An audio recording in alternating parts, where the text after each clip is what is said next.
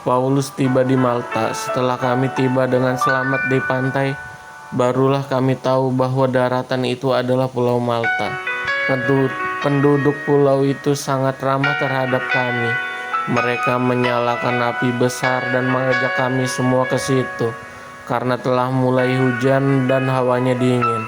Ketika Paulus memungut seberkas ranting-ranting dan meletakkannya di atas api, keluarlah seekor ular beludak karena panasnya api itu, lalu menggigit tangannya. Ketika orang-orang itu melihat ular itu terpaut pada tangan Paulus, mereka berkata seorang kepada yang lain, "Orang ini sudah pasti seorang pembunuh, sebab meskipun ia terluput dari laut, ia tidak dibiarkan hidup oleh Dewi Keadilan." Tetapi Paulus mengibaskan ular itu ke dalam api, dan ia sama sekali tidak menderita sesuatu.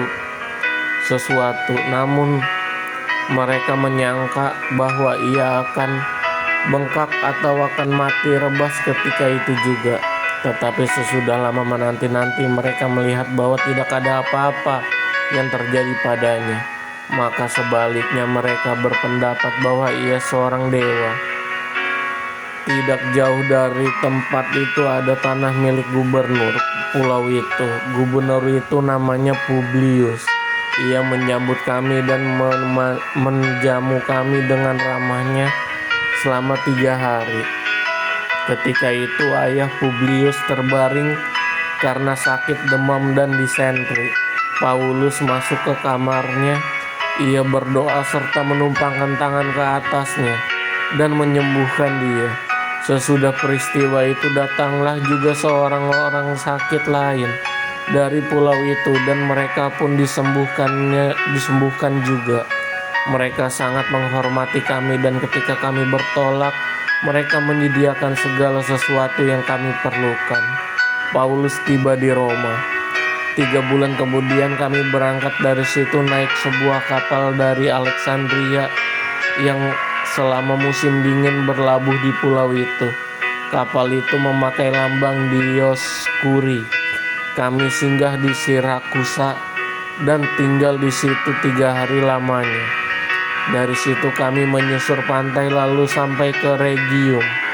Sehari kemudian bertiuplah angin selatan, dan pada hari kedua sampailah kami di Puteoli. Di situ kami berjumpa dengan anggota-anggota jemaat dan atasan undangan mereka. Kami tinggal 7 hari bersama-sama mereka.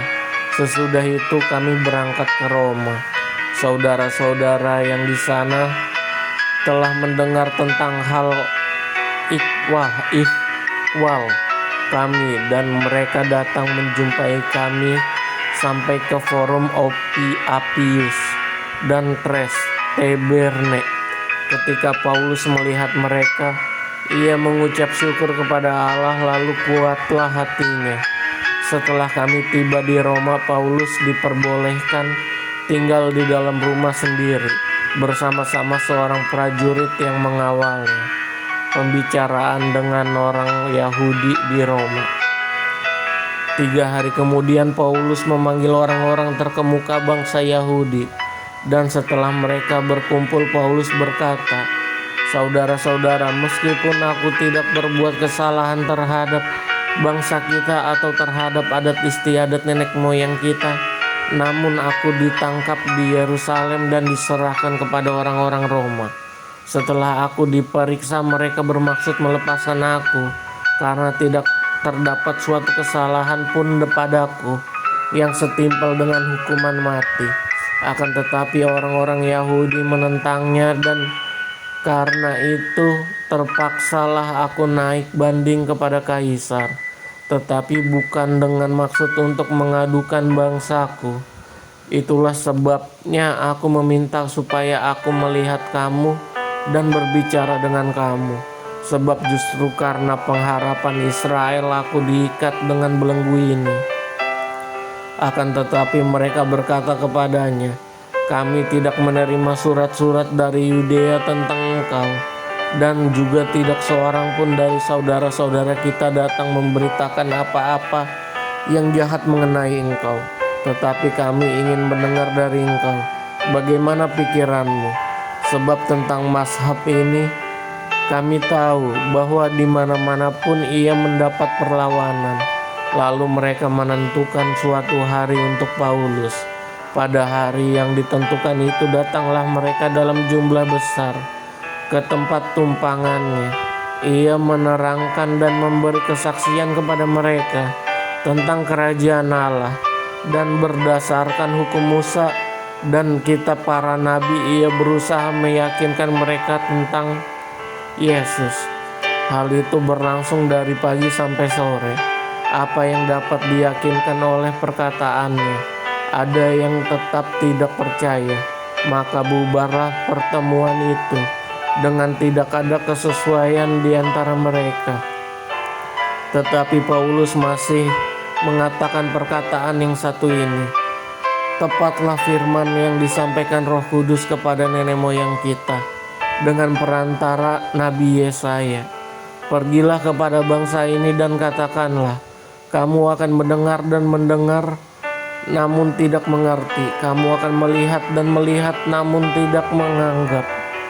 Sebab hati bangsa ini telah menebal, dan telinganya berat mendengarnya, dan matanya melekat tertutup, supaya jangan mereka melihat dengan matanya, dan mendengar dengan telinganya, dan mengerti dengan hatinya, lalu berbalik sehingga aku menyembuhkan mereka. Sebab itu kamu harus tahu bahwa keselamatan yang daripada Allah ini disampaikan kepada bangsa-bangsa lain, dan mereka akan mendengarnya. Dan setelah Paulus berkata demikian, pergilah seorang-orang Yahudi itu dengan banyak perbedaan paham antara mereka. Paulus memberitakan kerajaan Allah di Roma. Dan Paulus tinggal 2 tahun penuh di rumah yang disewanya sendiri itu. Ia menerima semua orang yang datang kepadanya dengan terus terang dan tanpa rintangan apa-apa. Ia memberitakan kerajaan Allah dan mengajar tentang Tuhan Yesus Kristus.